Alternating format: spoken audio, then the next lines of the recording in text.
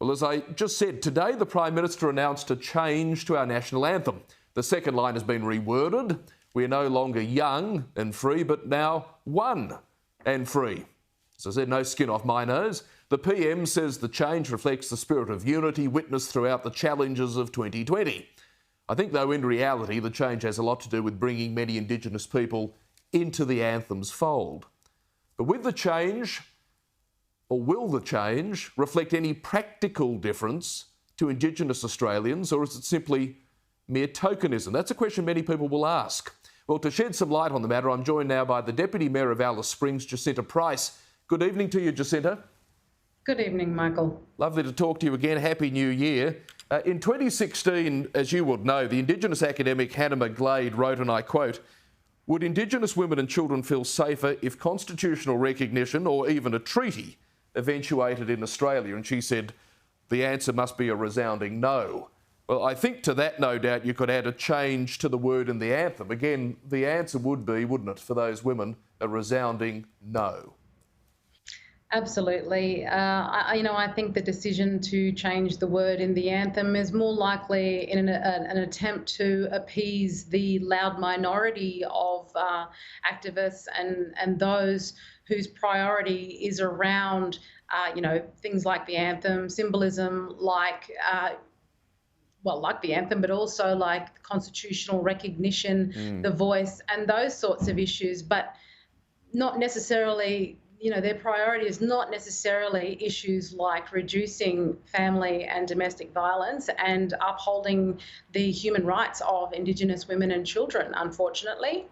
Well, I just outlined, as you know, some of those statistics. We've spoken about this many times before. There are many more statistics that feed that narrative, a very sad narrative. It is a blight on the Australian story. But I always get a little sceptical, perhaps, maybe I'm too cynical, but I always get a bit sceptical when the political leaders front the lectern and they've got the big announcement, they've got some big symbolic change. To me, it seems to be a smother, a diversion, almost a political dummy pass, instead of dealing with the substantive, which is much harder to do. Absolutely. And look, even the response from the Leader of the Opposition as well to sort of jump up and down and make then constitutional recognition the priority. I mean, we just had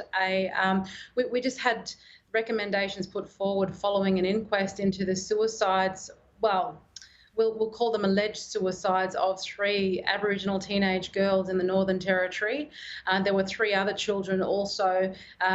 There was another inquest into the deaths, the suicide deaths of 3 other children, and this to me should be, the number one priority. Getting down to the bottom of the situation here in the Northern Territory, where there are teenage girls and boys also suiciding, and there's sexual abuse involved. There's petrol sniffing, there's drug abuse, there's people who are living in in critical crisis conditions in often remote regional areas of Australia that are largely out of sight, out of mind, and it appears as though where is the focus to solve these particular issues, to start actually saving the lives of people who are here now, who are living in hell on earth right in this time that we're talking right now. Hell on earth, that's quite right. And of course, the whole discussion here is about unity. The Prime Minister, I applaud his sentiment. That's terrific, all wanting to row in the one direction. That's great. That's what a nation state and a leader should be doing. But the way you've just described the situation in central and remote Australia doesn't, to me, Jacinta, sound like those people are necessarily free. They're certainly not free from violence, free from assault. They're not really one in the sense that they're living the same life as I am in Sydney. I said symbolic, yes, but arguably this move is completely removed. It's devoid of reality for the very people we're claiming we're trying to bring into the tent.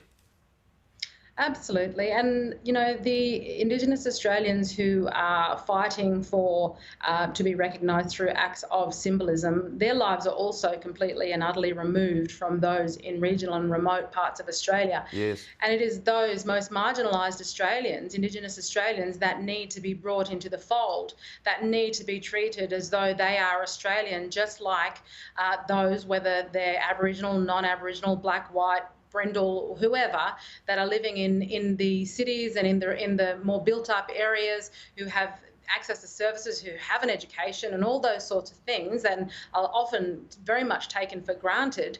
You know, it is those marginalised Australians that we should all be diverting our attention to ensure that they are brought into the fold. I mean, you know, we're talking about people in my own family who don't even care to know what, you know, that the word, a single word is being changed in a national anthem. They're just living day to day trying to survive, and that is their norm.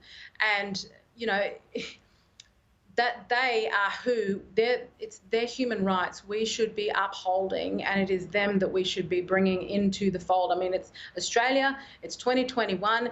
These are Australian citizens. Correct. No different just because they're Indigenous. Australian citizens. Correct. All the same.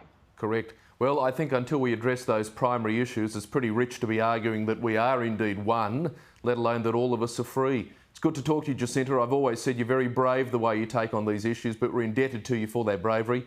Happy 2021 to you. Happy 2021 to you too, Michael. Thank you.